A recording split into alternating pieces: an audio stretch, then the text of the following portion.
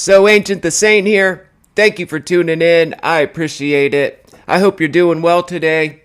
I got something a little bit different for you, and I hope you enjoy it. I want to look into the ancient Americas, as well as the indigenous peoples that lived here. Now, I will be using the terms Native Americans, indigenous Americans. If that's offensive to you, that is not my intention. Please leave a comment down below and maybe enlighten me on the correct ways to say that.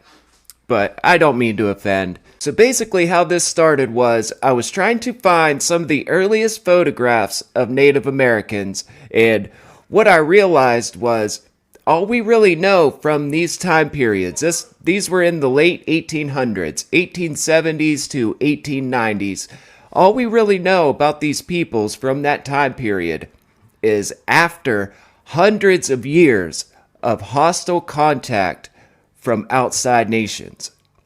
They say Christopher Columbus found the Americas, 1492?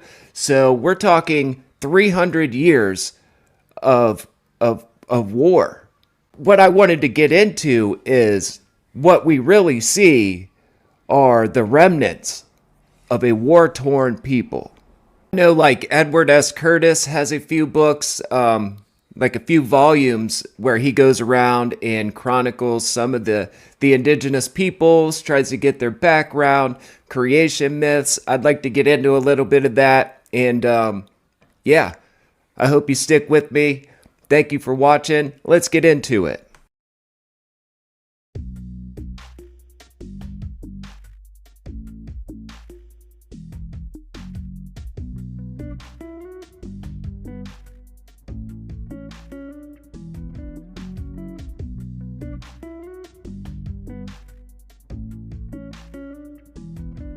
All the nations and tribes were similar in physical character, moral sentiment, social and political organization, and religious belief. They were all of a copper color, were tall, straight, and well proportioned. Their eyes were black and expressive. Their hair, black, long, and coarse, and perfectly straight.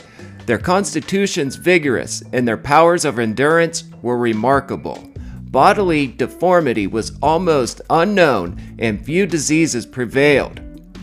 Even down here it says they were brave and sometimes generous in war and unflinching under torture. This is a camp here, and as you'll see, it goes way on in the background back there.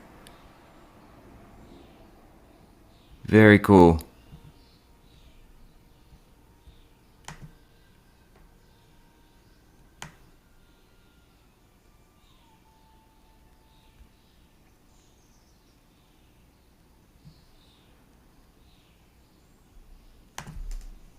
Here we have the Black Hawk Monument.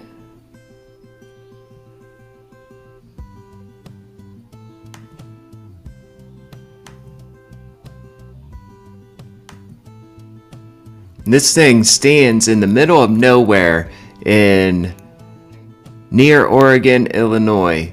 This photograph was taken in 1911, and you could see a guy down here for scale. Look at this thing. This here was a silver certificate, and as you can see, we have a chief here.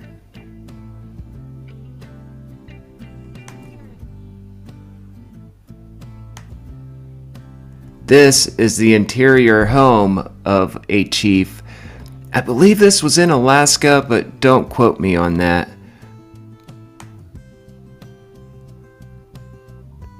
How cool is that?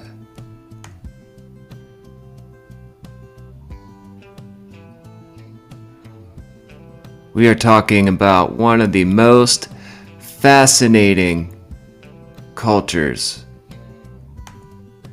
that I've ever looked into. It says down here that Harry Chin, a Dakota dressed as Uncle Sam during 4th of July celebrations, and other guests from the Standing Rock Reservation included noted chiefs. Harry Chin was invited to lead the parade. He died 2 days after returning to the reservation, and they vowed to never wear the costume. So what a eerie story. He died 2 days after wearing this, or after he got back to his home. That is wild.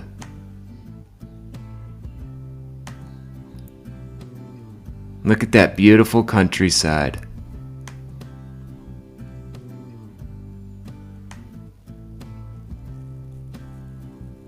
These monuments are massive.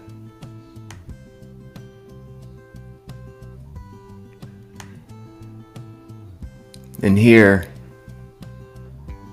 some images of the actual peoples.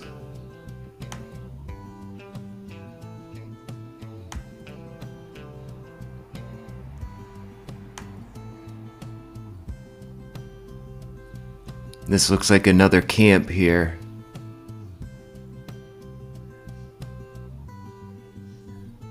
$1891. Right here, look at these. That is massive rock work here.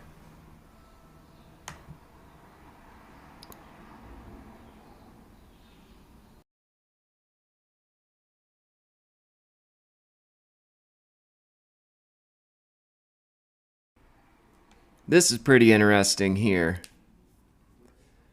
The ascent to Old Acoma Pueblo, or the Rock, in New Mexico.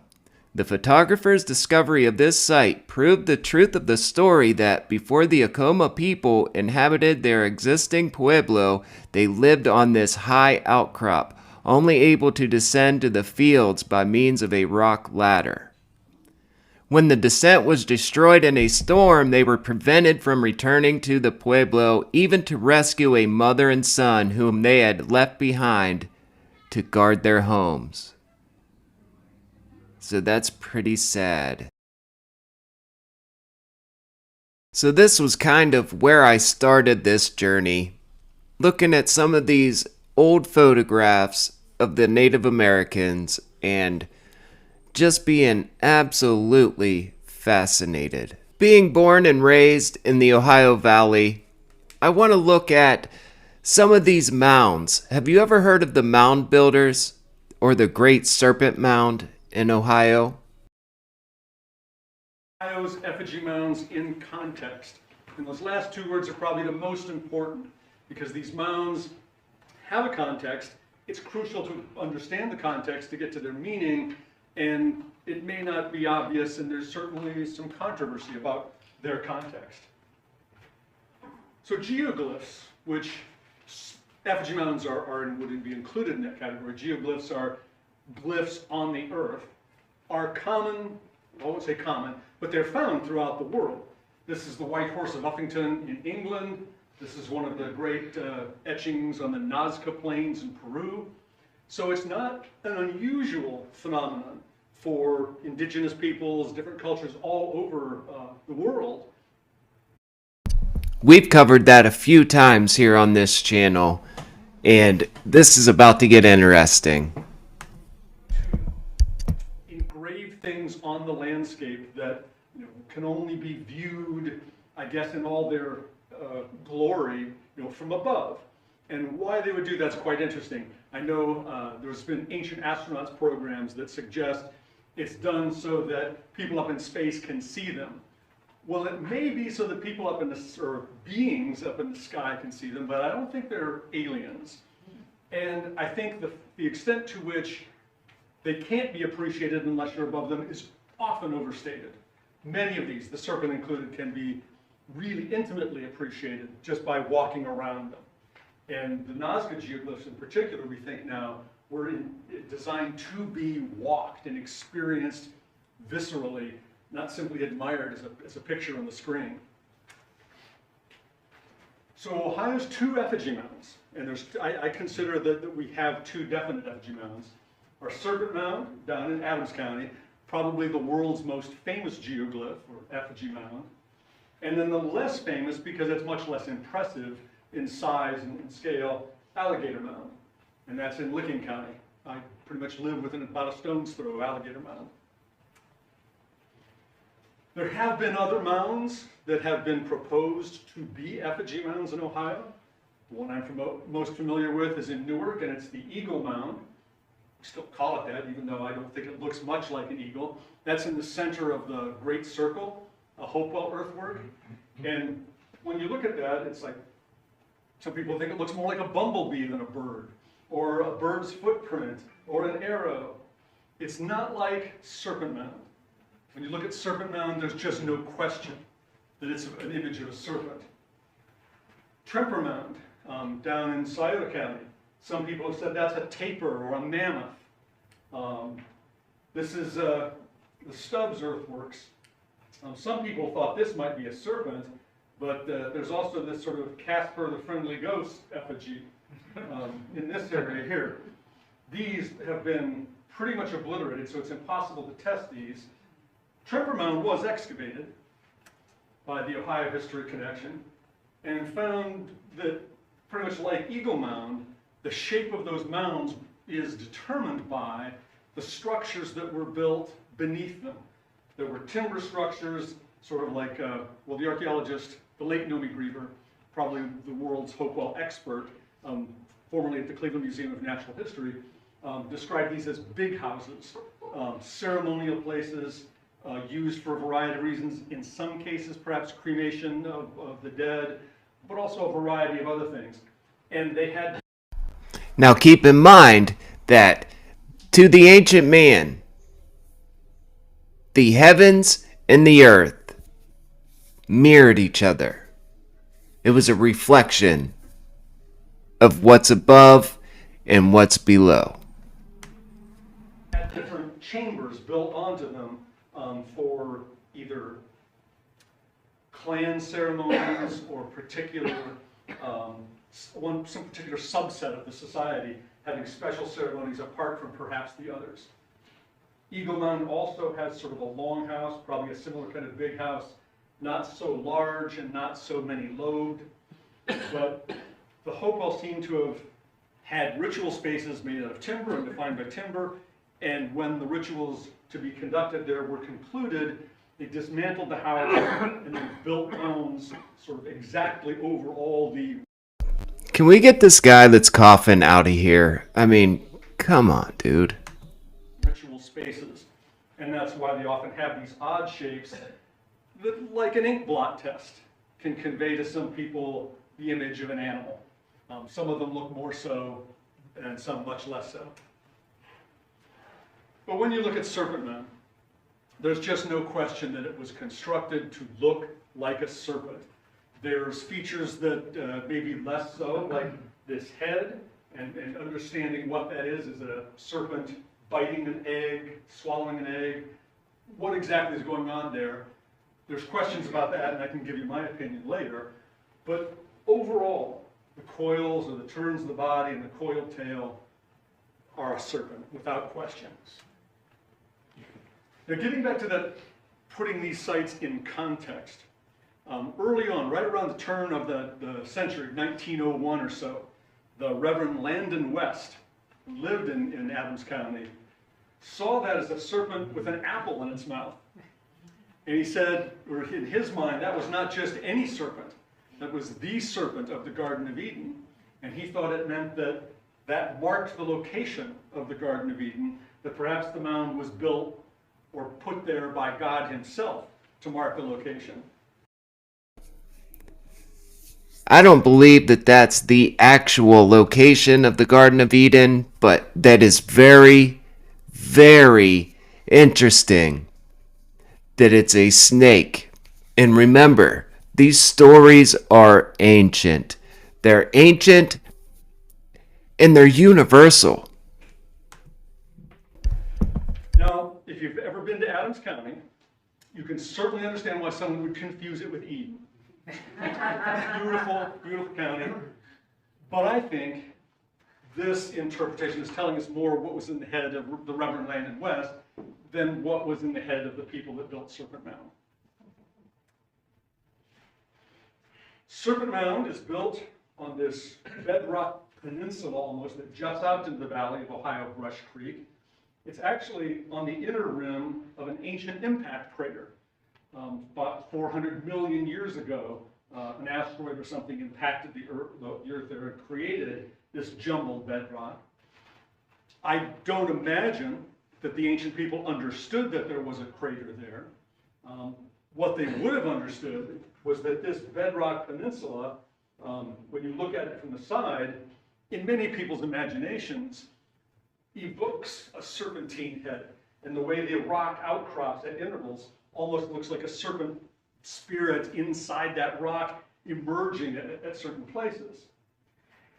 Many archaeologists that have worked at some of the Paleolithic caves in France, Lascaux, Chauvet, have noted that many of the animals painted on the walls take advantage of swellings, rises, things, bumps on the walls that perhaps in the imaginations of the shaman or medicine woman evoked a certain kind of animal, and then they painted it to sort of accentuate it so that other people could see the animal spirits that the shamans experienced for themselves as emerging from the walls. In Exodus 3, Moses encounters the burning bush, and God speaks from the bush and tells him, hey, don't come any closer, and take off your sandals, for the place you are standing is holy ground. So I don't think that he said the people that made the Serpent Mound didn't know that that was the site of a crater or an impact site. I beg to differ, because maybe they didn't understand in our terms now, modern terms, but they did go by energies, and something was either given or taken. And when you understand that the heavens and the earth mirrored each other, that's why when they make things like the Serpent Mound, it didn't need to be appreciated from the sky down. It was a dual purpose, and it was served both from the earth and from the heavens. I am not saying that the Great Serpent Mound should be viewed within a biblical context, but I am saying that it should be viewed through a religious context and the worldview of the people that created it. I'll have to come back to this. I don't know if the message was conveyed very well, but nonetheless, I thank you so much for watching. If you would, please like the video, subscribe. That would really help the channel out. And let me know down in the comments. We can revisit this. We can come back to this, and I'll catch you all in the next one. This is So Ancient. Thank you for your time.